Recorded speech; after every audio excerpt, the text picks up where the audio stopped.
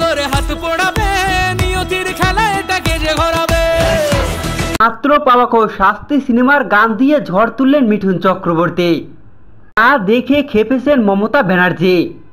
বিস্তারিত সম্পূর্ণ জানতে হলে ভিডিওটি না টেনে দেখতে থাকুন শেষ পর্যন্ত। ভারতের পুজো মানে একের পর এক ধামাকা সিনেমা। ইতিমধ্যে মুক্তি পেয়েছে মিঠুন চক্রবর্তীর শাস্তি সিনেমার গান।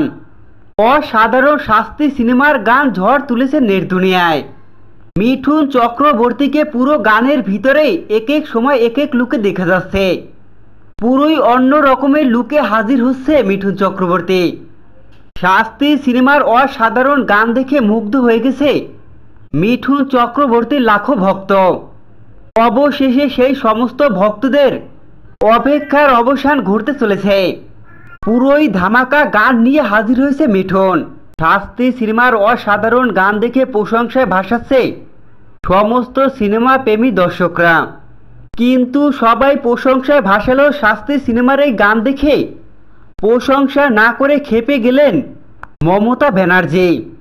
পশ্চিমবঙ্গের মুখ্যমন্ত্রী মমতা ব্যানার্জি সবসময় বিরোধী দল হিসেবে দ্বন্দ্ব জুড়েই থাকে মিঠুন চক্রবর্তীর সাথে মমতা ব্যানার্জির। রাজনীতি সেই দ্বন্দ্বের কারণেই খেপেছে মমতা ব্যানার্জি।